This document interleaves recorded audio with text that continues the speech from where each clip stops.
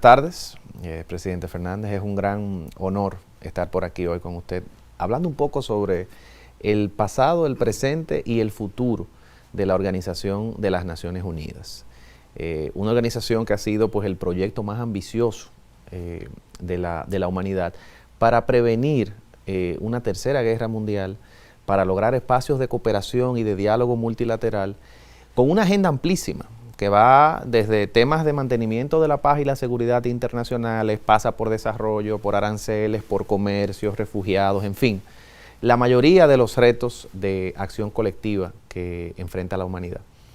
Es un verdadero honor poder discutir con usted en su calidad de expresidente de la República Dominicana en 3 ocasiones, de presidente de la Asociación Dominicana de Naciones Unidas desde el año 2002 y de presidente de la Federación de Asociaciones de Naciones Unidas.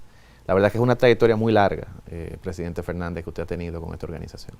Gracias, Emil, por este encuentro, poderlo realizar aquí, ¿no?, en Funglode, y sobre todo que lo estamos haciendo con ocasión del 75 aniversario de la fundación de la Organización de las Naciones Unidas, que se está festejando en estos días. De manera que ya en 75 años también es una larga trayectoria la que tiene la institución en tratar justamente de preservar la paz y la seguridad internacionales, así como promover la defensa de los derechos humanos. En estos últimos tiempos, el énfasis que ha hecho en el cambio climático, ¿verdad? Y por consiguiente, como usted acaba de decir, hay una agenda muy diversa que toca los distintos aspectos que conciernen a la condición humana. Así que qué bien que podemos aprovechar el festejo de este 75 aniversario para conversar acerca de la trayectoria de Naciones Unidas, su pasado, su presente y su futuro, como usted bien lo ha definido. Iniciar por el pasado es obligado, porque el contexto en el que surgen las organizaciones incide mucho en su operatividad y en su composición. Y ese contexto, luego de una Segunda Guerra Mundial, luego de una serie de conferencias preparatorias en Moscú, en Yalta, en Dumbarton Oaks, en San Francisco, crea una organización que representaba un mundo muy particular, un mundo en el que Occidente es representado por las potencias militares aliadas y China, pues se declaró el ganador del conflicto probablemente más memorable, o uno de los más, en el sentido negativo obviamente, por la pérdida de vida humana, más sangriento que ha tenido el hombre, la Segunda Guerra Mundial. Eso hace que China, Rusia, Francia, Estados Unidos se conviertan en los miembros permanentes del Consejo de Seguridad de una organización que apenas nace. Pero ahora me pregunto yo, presidente, las cosas cambian, el mundo cambia. La Alemania de 1945, el Japón de 1945, la Italia de 1945, definitivamente no son los países que tenemos hoy. Mucho ha llovido. ¿Cómo ve usted ese proceso de evolución de la realidad y de evolución de la organización desde su fundación? Sí. Bueno, con motivo de su fundación, tal como usted lo acaba de definir, es una organización que pasa a ser fundamentalmente controlada en el Consejo de Seguridad, que es el órgano donde se toman las decisiones de política internacional más relevantes, por los que ganaron la Segunda Guerra Mundial. Es decir, esa es la organización de los triunfantes de la Segunda Gran Conflagración Mundial, aunque en el caso de China tenemos que observar que la China que originalmente participa en el Consejo de Seguridad es la China República China, no la República Popular China, porque eso ocurre más bien en el 1971. La República China de Taiwán sale y entra la República Popular China a ocupar su puesto en el Consejo de Seguridad. Pero ciertamente el mundo de hoy no es el mundo de los victoriosos del fin de la Segunda Guerra Mundial en el 1945. Habría que pensar justamente por qué un país como Alemania, una de las principales economías del mundo, no está presente, por qué Japón no está presente dentro del Consejo de Seguridad. Y por tanto es uno de los temas que se plantean hoy día en términos de reforma futuro, de cómo ampliar el Consejo de Seguridad para dar lugar a la presencia de países como Japón, como Alemania, como la India, como Brasil y otros, ¿no?, que hoy día realmente desempeñan un rol fundamental en la configuración del mapa político internacional. Pero es interesante también, Emil, reconocer que hay un antecedente al surgimiento de las Naciones Unidas en el año de 1945, que es la Liga de las Naciones. Correcto. Y que detrás de la Liga de las Naciones, ¿verdad?, hay todo un proceso anterior, sobre todo en el siglo XIX, que da origen a la formación de organismos o instituciones internacionales que antes no existían. Esta fundamentalmente es una creación europea y quizás nace con el Congreso de Viena de 1815, que lo puso fin a las ambiciones imperiales de Napoleón, ¿no? Ya ahí se reúnen los estados europeos por vez primera, pensando en un mundo post-napoleónico y sobre todo en un mundo que garantizase la paz.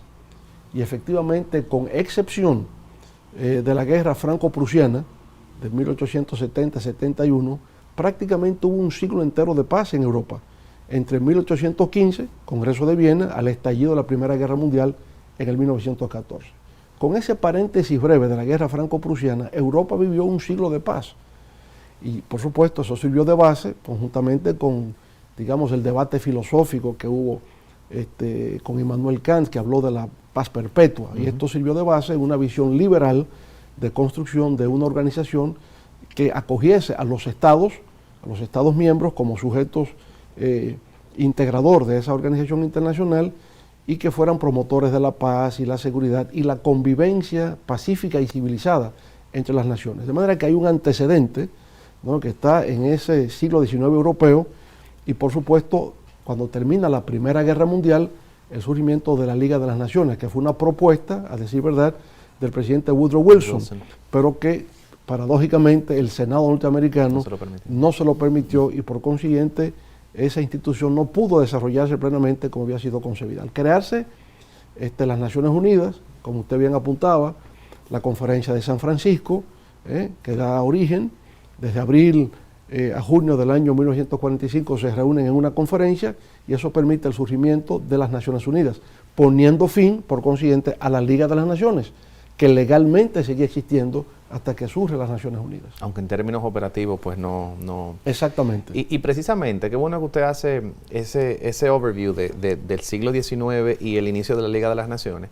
La membresía de la Liga de las Naciones fue uno de los problemas principales que le impidió pues poder materializar su objetivo, que era que no se repitiera otra conflagración. Y por eso decía ahorita, qué bueno, que es importante ver que Naciones Unidas sigue siendo, y me decía usted fuera del aire, y ahora lo rescato, y seguirá siendo probablemente en el futuro, la única organización con una membresía tan plural, tan representativa, que naturalmente otorga legitimidad a los esfuerzos multilaterales por tomar acción internacional. Y eso es algo que solamente, con sus virtudes y sus defectos, porque como todas las organizaciones en el mundo, que son dirigidas y creadas por hombres, tienen defectos y tienen virtudes, pero si Naciones Unidas tiene esa capacidad de convocatoria que la Liga no pudo tener, claro, porque no solamente Woodrow Wilson no participó. La Unión Soviética se une a la Liga a finales de 1937, pero es expulsada porque invade a Finlandia. Japón se retira de la Liga. Italia no creía en la Liga. O sea, no había realmente dentro de las potencias militares de la época una confianza, algo que sí vemos nosotros en el seno de las Naciones Unidas. Claro. Ahora me pregunto yo, ¿cómo ve usted el hecho de que los contextos geopolíticos en los que ha vivido Naciones Unidas inciden mucho en las acciones que ha tomado la organización? Lo digo por el caso del inicio de la Guerra Fría. La primera resolución que adopta la Asamblea General es sobre el uso pacífico de la energía atómica. Vemos el uso no pacífico de energía atómica 3 años después. Eso pasó en el 45, en el 48 con Nagasaki y Hiroshima. La Guerra Fría pues matizó mucho de la rivalidad que había ideológica dentro del trabajo de Naciones Unidas. ¿Cómo ve usted esa época? Porque usted la vivió como estudioso, joven en ese momento de las relaciones internacionales. ¿Cómo ve usted que incidía esa rivalidad bipolar dentro del funcionamiento de los diferentes espacios de las Naciones Unidas?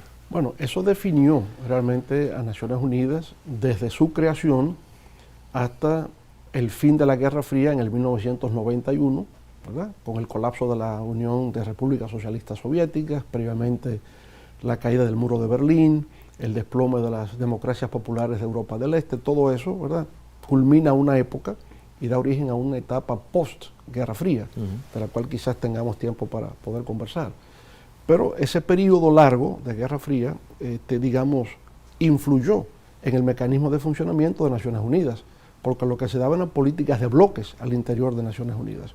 Era el mundo occidental capitalista versus, ¿verdad?, el mundo socialista, primero la Unión Soviética, pero luego también fue la República Popular China a partir de 1949, aunque no era miembro de Naciones Unidas en principio, insisto, ¿no?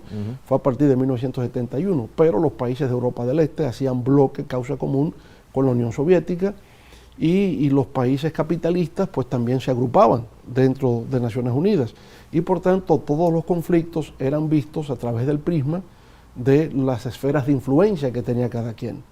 Si había una invasión soviética, por ejemplo, a Checoslovaquia, bueno, pues se quería una resolución de condena en Naciones Unidas, no pasaba el derecho de veto de los soviéticos en el Consejo de Seguridad.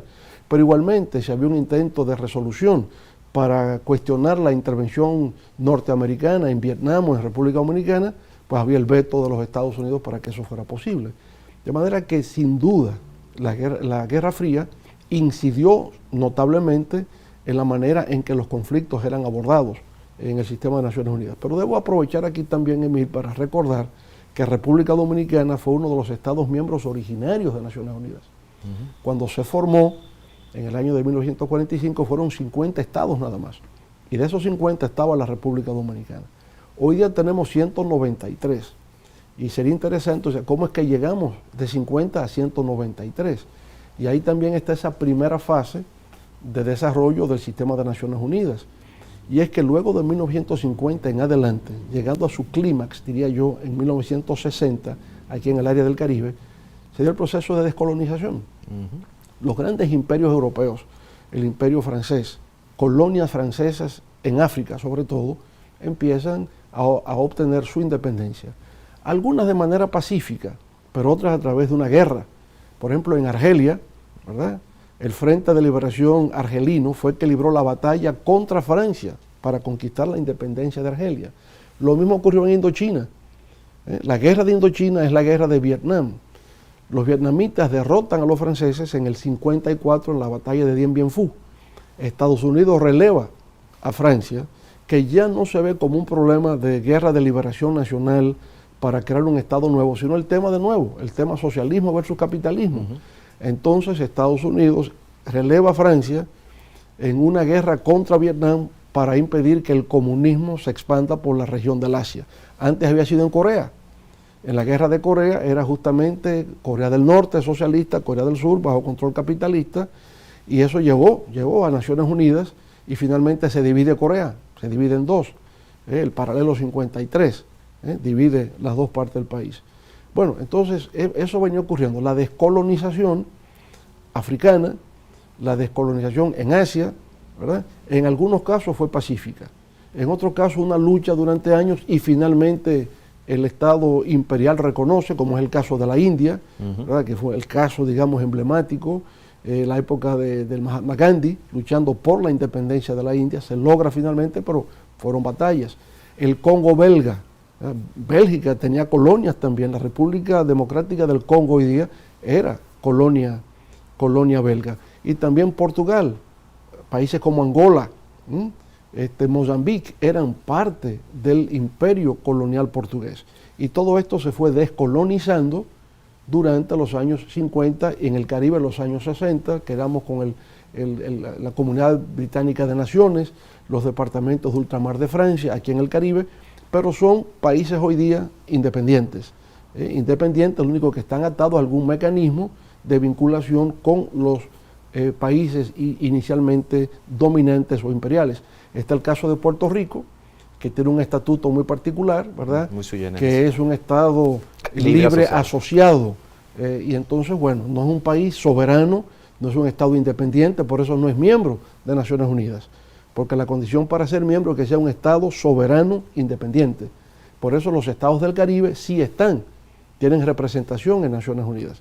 O sea, Jamaica tiene representación en Naciones Unidas porque es un Estado soberano, independiente, aunque está dentro de la Comunidad de Naciones de Gran Bretaña. Esa ampliación de la membresía, que ciertamente es un fenómeno de la década de los 50 y los 60 de las Naciones Unidas, producto de esas descolonizaciones que usted muy bien ha resumido, amplió significativamente la cantidad de miembros en la organización y por ende la cantidad de votos en la Asamblea General.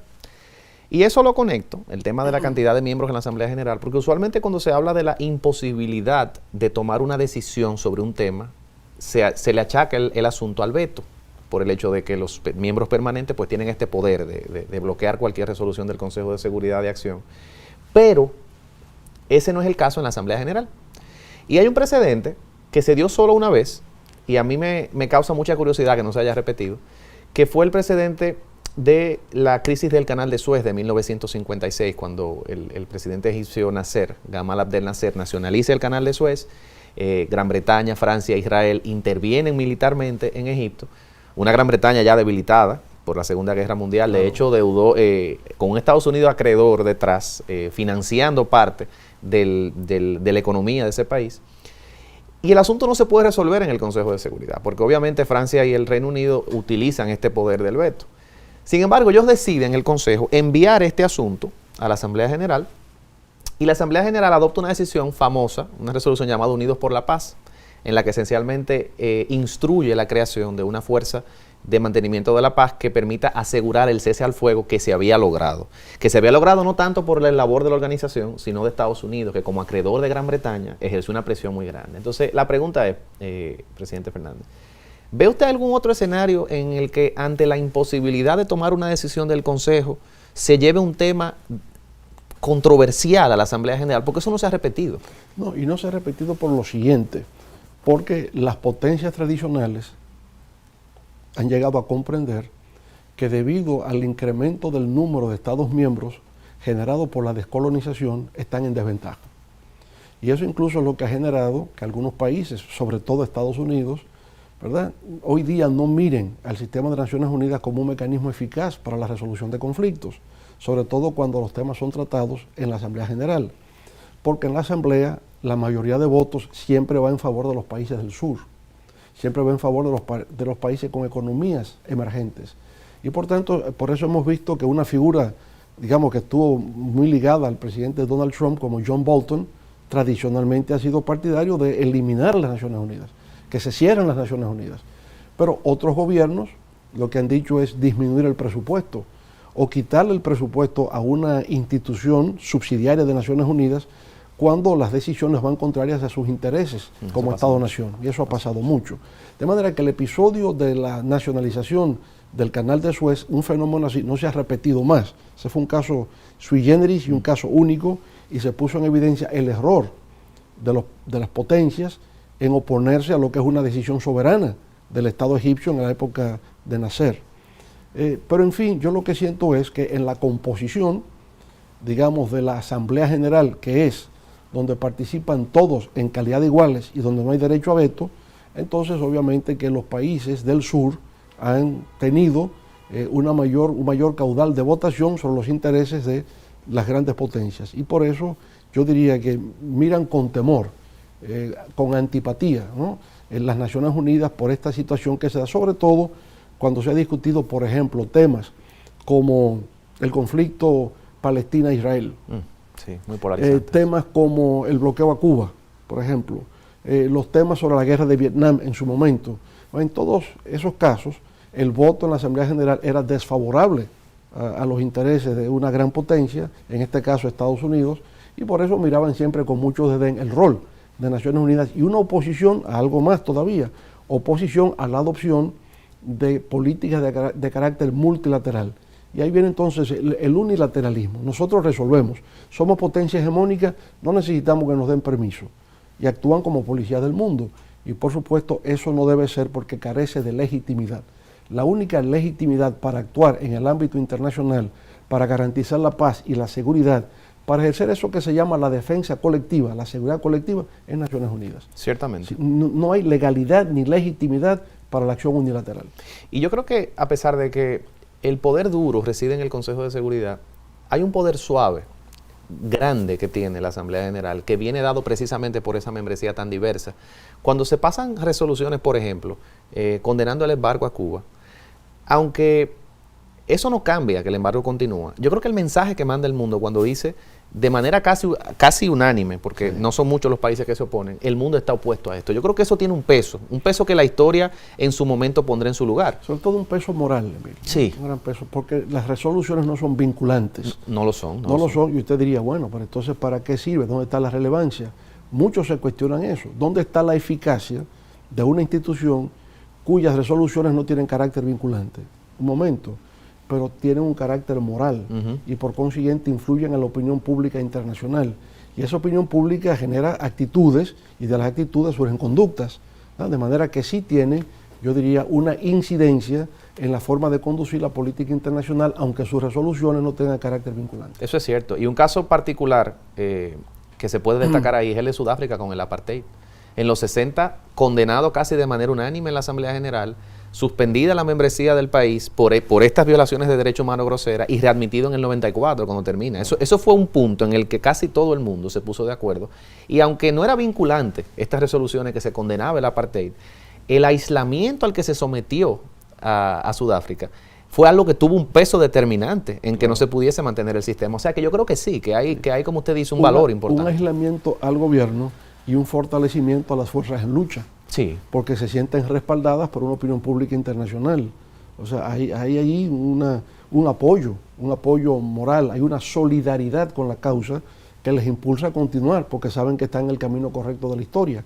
Entonces, en todo eso, sin duda alguna, ha influido enormemente, ha jugado un rol protagónico el sistema de Naciones Unidas. Y nosotros hasta ahora hemos hablado quizás de los aspectos políticos, el intervencionismo militar, muchos temas de conflicto, pero cuando no son temas de conflicto, cuando hablamos de asistencia humanitaria, cuando hablamos de uso pacífico de la energía atómica, cuando hablamos de asistencia en alimentos, cuando hablamos de asistencia en la niñez, cuando hablamos de promoción de la cultura y protección del patrimonio de la humanidad, yo creo que ahí es donde reside, en mi opinión, el impacto más grande, el impacto que siente el ciudadano de a pie, como dicen, le gusta mucho decir a los dominicanos, en todo el planeta.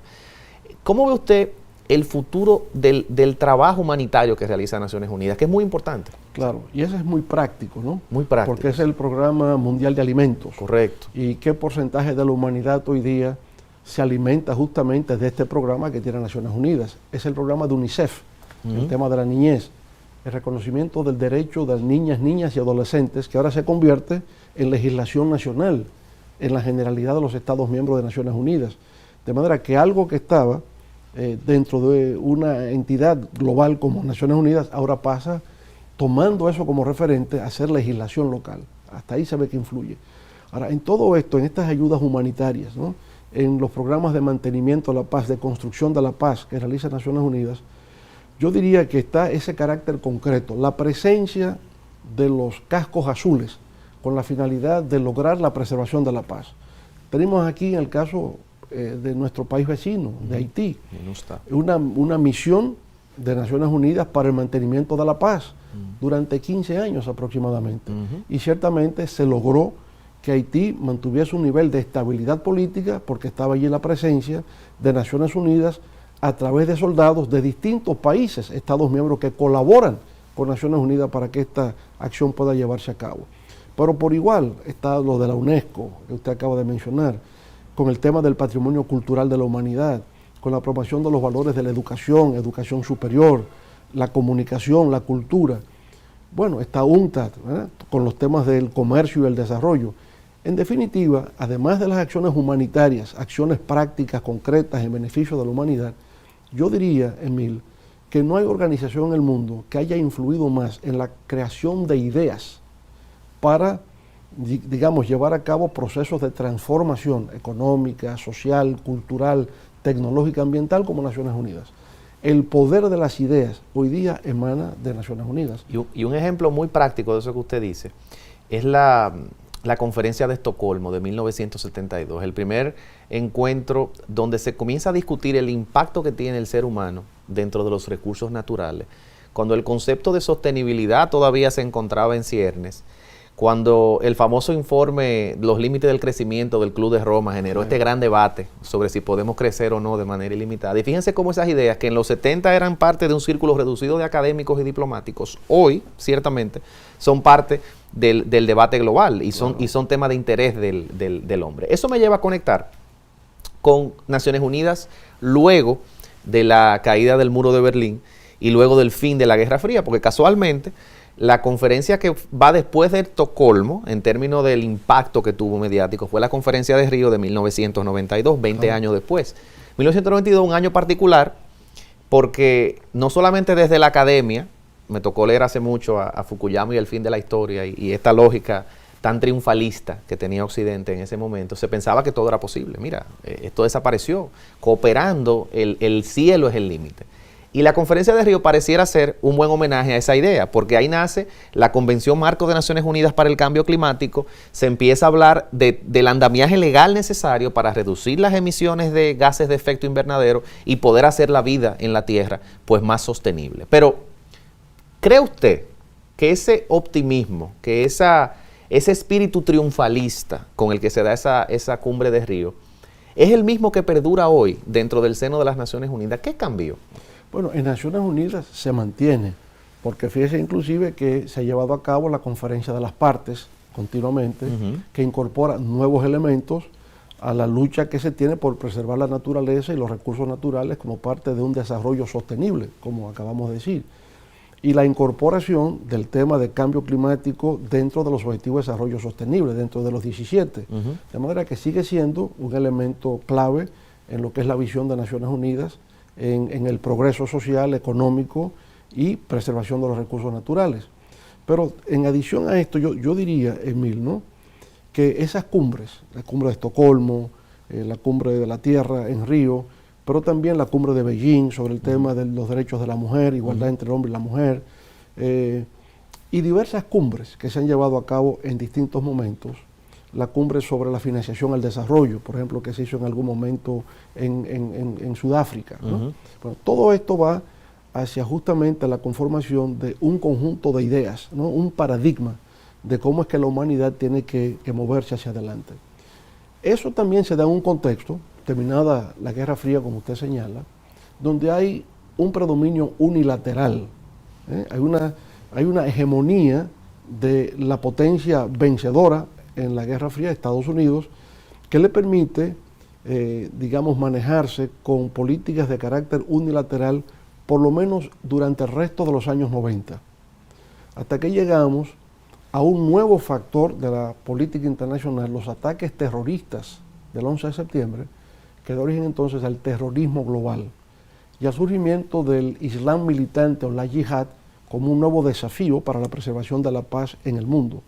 Porque ya no se trataba, como lo fue originalmente la Segunda Guerra Mundial, fue una guerra entre estados.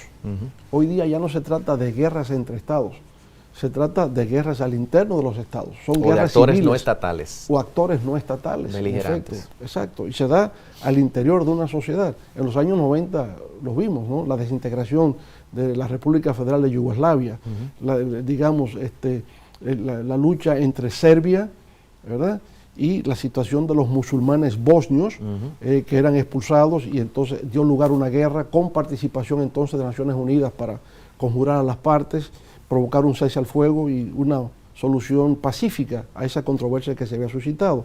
Pero está también la situación del genocidio en Ruanda, están los conflictos en Somalia, los problemas en otros países africanos de la época. O sea, los conflictos siempre han seguido. Una de las críticas que a veces se hace a Naciones Unidas, se creó para evitar el flagelo de la guerra. Y desde 1945 a la época actual ha habido más de 300 conflictos armados en el mundo y más de 20 millones de personas han muerto en esos conflictos. ¿Ha fracasado Naciones Unidas? La pregunta es, ¿y si Naciones Unidas no hubiese existido, cuántas guerras habría y cuántos muertos?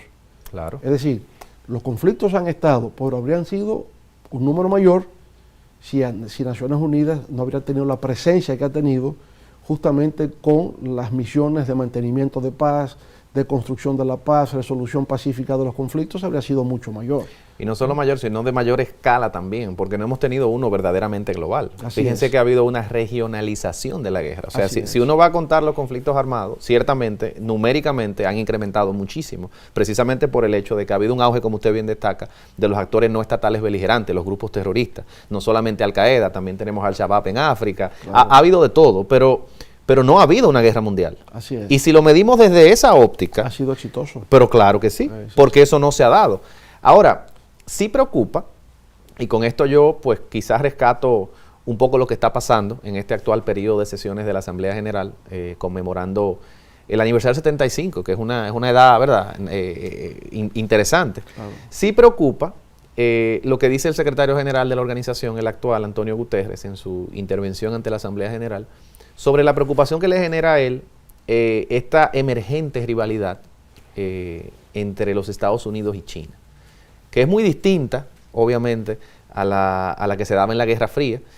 Y un factor que recientemente explicaba el señor Miliband, que era ex canciller del Reino Unido durante el gobierno de Tony Blair, un factor diferenciador es que en el momento cúspide de intercambio bilateral entre Estados Unidos y la Unión Soviética en términos comerciales, el intercambio bilateral no superaba los 200 millones de dólares, 300 millones de dólares.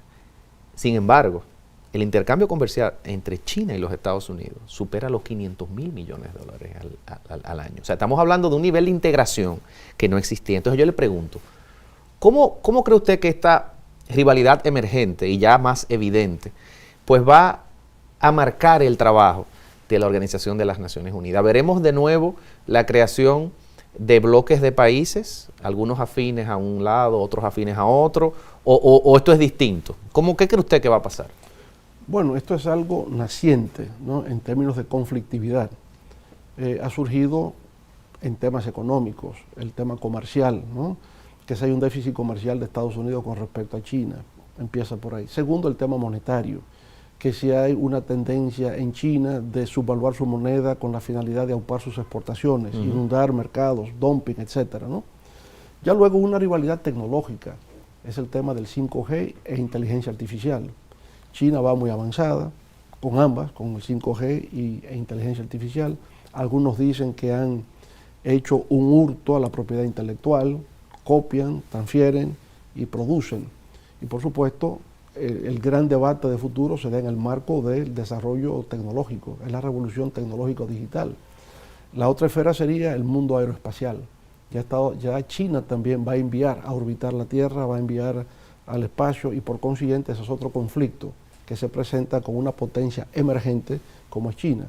Y finalmente en el ámbito militar, China ha avanzado mucho en lo que tiene que ver con su flota marina, es el control del mar del sur de la China, la zona del Pacífico, que para Estados Unidos es importante porque una parte importante del comercio mundial se realiza a través del Océano Pacífico y el mar del sur de la China. Entonces algo que empezó como guerra comercial se convierte en rivalidad tecnológico-científica, en militar y espacial, o sea, se va ampliando. Ahora, en el fondo, ¿cuál es el debate, cuál es el temor? Siempre ha habido una corriente en el ámbito de la geopolítica de que aquel país que domina la región euroasiática termina dominando el mundo. Entonces hay un tema de impedir de parte de Estados Unidos, primero que China tenga la delantera en desarrollo tecnológico, en desarrollo militar, y que haga causa común con Rusia, con los países de la comunidad de estados independientes, antiguas repúblicas socialistas soviéticas, con la India, con Pakistán, etcétera, ¿verdad?, que pueda trasladarse desde el Pacífico hasta el Índico, la región euroasiática, y que por consiguiente pasen a tener control del mundo en este siglo XXI, con Estados Unidos, que luce decadente en muchos aspectos. Algunos analistas dicen que ya el siglo americano va en decadencia, pero también con una Europa que está jugando un rol subalterno, tradicionalmente aliado de Estados Unidos, ¿verdad? La Alianza Atlántica, que la Alianza Atlántica quede por debajo de lo que sería la Alianza Euroasiática, y por tanto lo que estamos viendo son los primeros fulgores de un conflicto no armado, pero sí un conflicto de diversa naturaleza entre dos esferas del mundo para conquistar el planeta en los años del porvenir.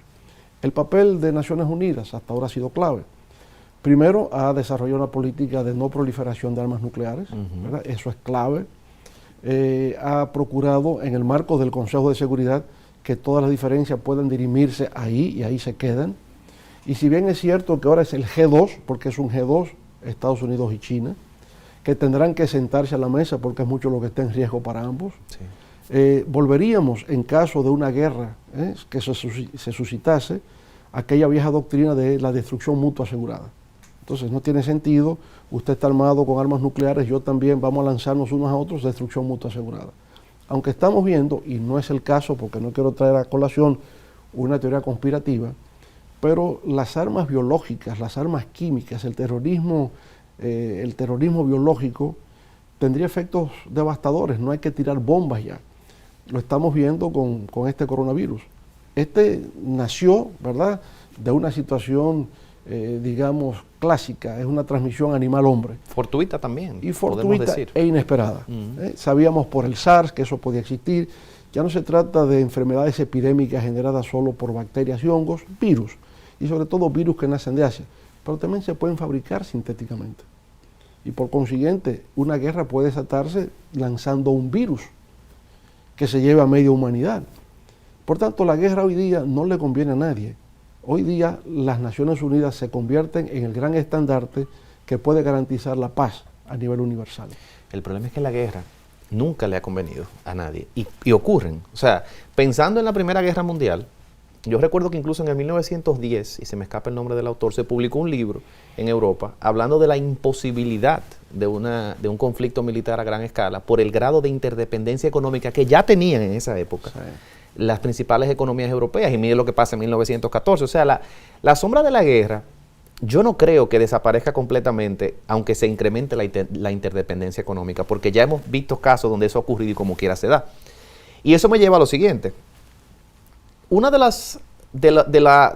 los puntos más importantes de la agenda comercial de Naciones Unidas en lo relativo a las diferentes rondas de aranceles que se han hecho en el marco de la GATT, como le llaman en inglés, es la famosa ronda de Doha, que del 2001 ha intentado llegar a un acuerdo global sobre aranceles de los productos alimenticios. Ha habido un estancamiento porque hay unos intereses de producción agrícola en los países desarrollados como Estados Unidos y Europa que lamentablemente pues no van a competir nunca en condiciones de mercado con nosotros los países del sur.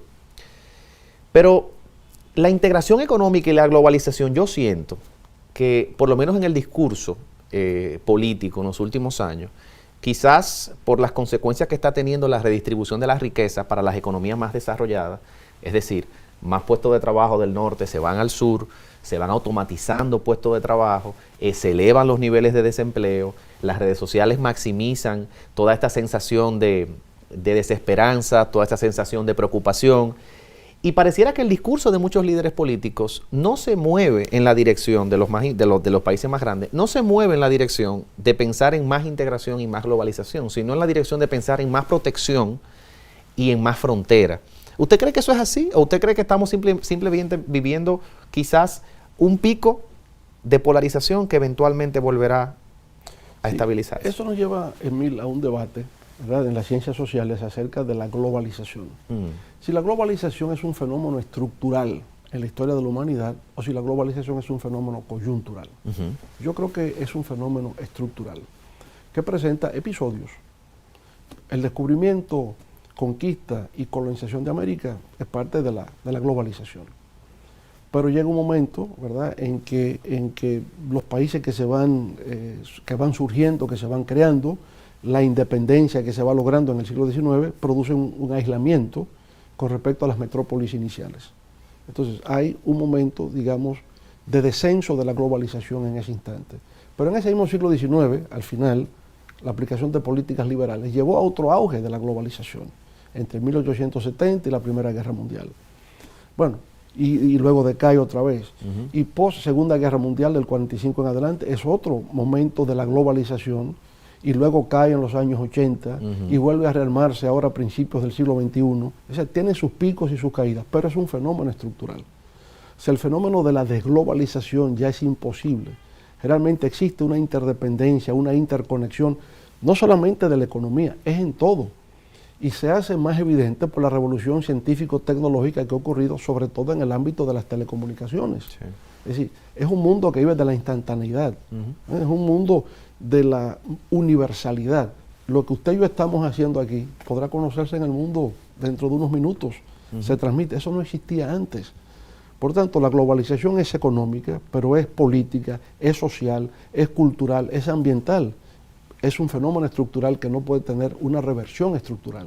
Ahora, pueden llegar determinados líderes políticos que apelen al proteccionismo, que apelen a un tipo de populismo, de aislacionismo, pero eso no tiene posibilidad de extenderse en el tiempo. No es posible. El aislacionismo en un mundo cada vez más interconectado, no es posible, ¿verdad?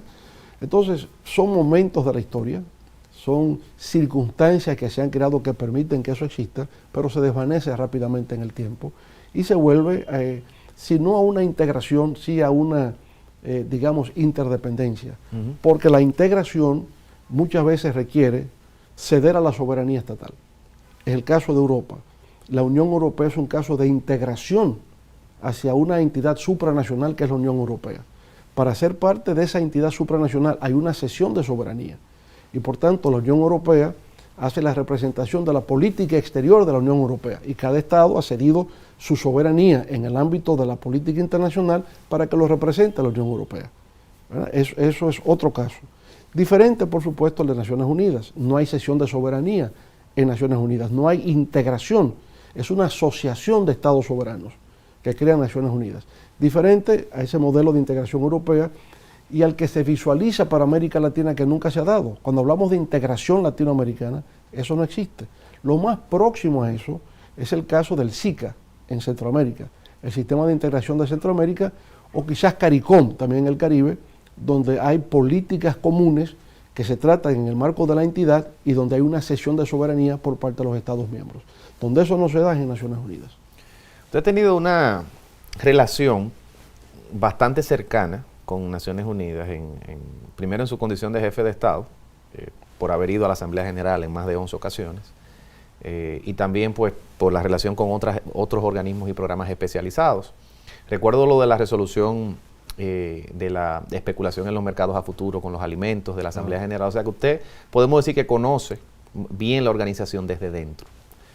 Para alguien que conoce la organización desde dentro y que ha participado en diferentes calidades en tantas ocasiones, yo creo que es obligado preguntar cuáles son los puntos necesarios sobre la mesa cuando se va a hablar de reforma de Naciones Unidas. Nosotros hemos escuchado, por ejemplo, reforma sobre la membresía del Consejo de Seguridad. Usted hablaba y se ha dicho muchísimas veces sobre la ampliación de los miembros permanentes, quizá incluir a un Brasil para que esté América Latina, quizá incluir a un Nigeria, que es la economía más grande y el país, uno de los más poblados de África, quizá incluir a India, pero eso no termina ahí, porque es una organización muy grande. Entonces me pregunto, ¿cuáles áreas podemos decir que son las áreas de reforma necesaria y cuáles son esas reformas que necesitamos pensar? Bueno, obviamente el Consejo de Seguridad Nacional, el Consejo de Seguridad, eso usted acaba de señalar, es que la composición del Consejo de Seguridad hoy día se corresponde a un momento distinto al que fue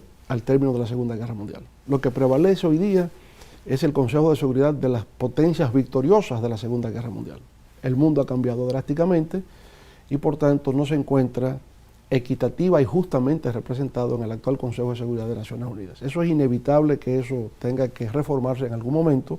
Hay mucha resistencia para que así sea, pero la realidad se impondrá en algún momento y eso tendrá que reconsiderarse. En segundo lugar, hay un tema de financiamiento del sistema de Naciones Unidas. El sistema de Naciones Unidas carece de recursos. Algunos estados, los estados, digamos, más débiles, hacen una aportación precaria. En algunos casos ni cumplen con su cuota. Cuando yo llegué al gobierno en el año 96, teníamos la República Dominicana años que no cumplía con su cuota al sistema de Naciones Unidas. Nos pusimos al día y lo hacíamos siempre. El país que más dona son los Estados Unidos, pero cuando se toman decisiones que son contrarias al interés nacional norteamericano, y dice, pues no vamos entonces a aportar nada, ¿verdad? Y con eso generan situaciones muy difíciles. En algunas instituciones como la UNESCO ha estado al borde prácticamente de la bancarrota total, porque se incumple con las cuotas correspondientes. Yo pienso que ahí se requeriría establecer un nuevo mecanismo de aportación financiera de los Estados miembros. Quizá porcentual respecto del tamaño de su economía. Quizás porcentual, se buscaría, hay muchas formas de poderlo medir. Podría ser en función del crecimiento de su producto anual, podría ser en proporción a su población, podría ser en su peso dentro de la política regional de cada estado. Se pueden buscar múltiples formas. Lo cierto es que todos deben aportar más. Cuando un país aporta $25,000 al año, eso es una, digamos, es una broma, ¿verdad? Lo que se está haciendo. Por consiguiente, tomar conciencia de la necesidad de que las Naciones Unidas se sostienen sobre la base del apoyo de sus Estados miembros. Por tanto, es un tema que hay que corregir.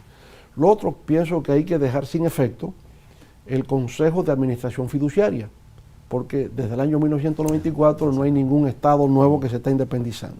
Por tanto, ¿qué hace? Es el Trusteeship Council. Entiendo que habría que cerrar el Consejo de Administración Fiduciaria. Pienso que ECOSOC, el Consejo Económico y Social, sería mejor dividirlo en un Consejo Económico, nada más, para tratar los temas de economía, y un Consejo Social, para tratar los temas de política social, ¿verdad? Entonces creo que, desde ese punto de vista, permite tratar con mayor rigor cada uno de estos temas y no combinados. Eso creo que podría ser un rol importantísimo a llevarse a cabo, ¿verdad? Y en fin, se proponen muchas otras reformas. Ha habido la última gran propuesta fue la del secretario general Kofi Annan, ¿verdad? Una reforma para un nuevo siglo. Ha habido reformas planteadas por grupos académicos. Recuerdo la que encabezó el grupo de trabajo de Paul M. Kennedy, ¿verdad?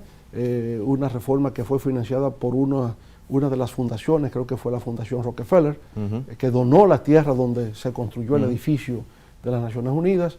En fin, ha habido muchas propuestas del mundo académico, de las propias Naciones Unidas, de áreas que tienen que considerarse. Pero básicamente las dos fundamentales son cómo se financia y cómo el Consejo de Seguridad se democratiza y se pone a la altura de un siglo XXI con los cambios que ha habido en la política internacional de la Segunda Guerra Mundial para acá. Se dice mucho, cuando se comparan los perfiles de los secretarios generales, que hay secretarios y hay generales. En el sentido de que hay funcionarios que son quizás más inclinados hacia la burocracia, hacia el formalismo, otros son más carismáticos, les gusta más la... Kofi Annan es el ejemplo clásico de un general, porque ciertamente es alguien que tuvo una notoriedad, una autoridad moral en muchos temas, que le daba un peso a la organización que quizá no tuvo bajo otras administraciones. Algunas personas hablan de Javier Pérez del Cuellar como el ejemplo de alguien, de un burócrata, de Ban Ki-moon también. Entonces ahora viene la pregunta, ¿secretario o general? ¿Qué cree usted que necesita Naciones Unidas mirando hacia el futuro? Necesita un secretario general, una combinación de ambos. Y pienso que el modelo es Kofi Annan. Creo que todos tienen méritos, ¿verdad? Porque cuando uno mira la lucha de Boutros Ghali, que no pudo ser reelecto, pero es por asumir posturas importantes. En fin, cuando uno ve el rol de un Dag Hammarskjöld, que muere en una misión, en un accidente de avión, pero en una misión de Naciones Unidas. Es decir, la dedicación, la devoción que esta persona tenía por la organización que representaba. Y ahora tenemos a Antonio Guterres, a quien conozco personalmente, desde su época que era primer ministro de Portugal. Nos llegamos a encontrar en cumbres de Iberoamérica y logramos cultivar una amistad. Y cuando nos veíamos antes de él ser secretario general todos los años en la Fundación Clinton, pues siempre discutíamos muchos temas. Él está muy consciente del conflicto dominico-haitiano, de las cosas que a veces ocurren. Está muy enterado porque siempre conversamos sobre esos temas. Pero sin duda alguna a Kofi Annan también le tocó un momento estelar. Ese momento donde se crea la declaración del milenio, la creación de la cumbre del milenio y los objetivos del milenio. Eso fue un momento parteaguas en Naciones Unidas. O sea, hay una época antes y después. Lo otro es, Kofi Annan tenía un gran redactor de discursos, Mark Malcolm Brown. Y esos discursos de Kofi Annan son para ser estudiados. No cabe duda que ahí hay toda una sabiduría, hay todas unas formas de decir en el lenguaje diplomático que trazaron una época que se identifica mucho con su persona. También una figura carismática. Bastante carismática. Kofi Annan es una persona que podía atraer. Y yo diría que uno de los momentos claves de Funglode es justamente la visita que le hizo Kofi Annan y la conferencia que dictó nuestro salón de conferencias. 2006, recuerdo. 2006. Pues yo estaba ahí. ¿Usted estaba ahí? Sí. Eso fue un hito, recuerdo yo, porque sin duda alguna. En la generación de los modelos de Naciones Unidas y los jóvenes que nos formamos ahí, pues obviamente Kofi Annan tenía un estatus muy elevado. Y cuando se decía Kofi Annan está en República Dominicana, eso era algo que inspiraba muchísimo. Pero yo creo que ciertamente esta ha sido una conversación muy interesante sobre el futuro de la organización. Y siento que debemos seguir nosotros, República Dominicana, teniendo pues un rol activo y contribuyendo al fortalecimiento, como lo hizo usted desde su condición, del sistema de Naciones Unidas, porque es que el multilateralismo es la única forma que la historia nos ha demostrado en que podemos enfrentar los retos colectivos más importantes. Y tenemos uno por delante, enorme, que es qué vamos a hacer con el tema del cambio climático, que si no existe la voluntad de un multilateralismo inclusivo, representativo, que verdaderamente le dé la oportunidad al sur de tener no solamente un asiento en la mesa, sino también la capacidad de decidir e incidir en lo que se está decidiendo en esa mesa, que si perdemos eso, entonces pierde la esencia de esto, pierde la razón de ser, diría yo, esta organización tan representativa de las Naciones Unidas. Finalmente, y esta es una pregunta que puede tener una respuesta muy larga, pero y quizás complicada, pero yo sé que usted puede hacerla sencilla y la puede hacer corta. Los objetivos de desarrollo sostenible son muy ambiciosos. Pasamos de 8 objetivos de desarrollo del milenio a 17, 169 metas. Mucha gente no entiende, ¿ves? Que todo esto, todos estos objetivos, todas estas metas, ¿fuimos demasiado ambiciosos? Yo creo que no. Yo pienso que esos objetivos son los temas fundamentales que hoy día tiene la humanidad para poder avanzar, ¿no?, por la vía del progreso, por la vía de la sostenibilidad y el bienestar social. Yo creo que ahí está. Plantearse reducción de pobreza, yo creo que es algo, primero, ético. O sea, es un tema ético plantearse la reducción de la pobreza. Y creo que se puede. Lo único que a veces ocurren fenómenos inesperados. Cuando los objetivos del milenio fue la crisis financiera global, que interrumpió las posibilidades de que se cumplieran con las metas. Ahora es la pandemia y el efecto económico que está teniendo este COVID-19 va a afectar el cumplimiento de los objetivos y metas de los 17 objetivos de desarrollo sostenible, sin duda. Pero en general se iba en buena dirección. Ahora hemos tenido este desvío. Pero plantearse hambre cero, yo pienso que la humanidad debe plantearse eso y se puede lograr hambre cero. Es más, hoy día se produce mayor cantidad de alimentos de lo que se puede consumir. Hay mucho despilfarro, hay mucho que se bota, que se malgasta, pero se está en esa capacidad. Es una mala distribución que existe. Calidad de la educación, eso es clave. Eso es clave. Igualdad entre el hombre y la mujer, fundamental. Garantizar el tema del acceso al agua, el sistema de energía, me parece, un trabajo decente, trabajo digno. Es loable. Yo pienso que todo eso le da a la humanidad, ¿no?, una carta de navegación, un objetivo, un norte hacia dónde llegar. Organiza las ideas, permite diseñar políticas públicas orientadas a su conquista. Entonces yo pienso que eso sirve de mucho, es un gran aporte que ha hecho Naciones Unidas en vinculación con centros de investigación, con universidades a nivel mundial, para trazarle a todos los pueblos del mundo, ¿no?, un norte a seguir en la conquista de un mejor bienestar para la humanidad. Bueno, yo creo que esta ha sido una conversación muy nutrida en el contexto de este 75 aniversario de la fundación de las Naciones Unidas, su pasado, su presente y su futuro. Muchísimas gracias, presidente Fernández, y ojalá que podamos sentarnos a analizar en otro contexto, en un futuro no muy lejano, cómo algunas de las ideas que hemos compartido hoy sobre el futuro de la organización, sobre el cumplimiento de los objetivos de desarrollo sostenible y sobre la necesidad de que el multilateralismo se fortalezca. Ojalá que podamos ver esto y miremos hacia atrás y digamos qué bueno que no fue bien y no lo contrario. Así que muchas gracias. Gracias, Emil. Muchas gracias y muchos éxitos siempre.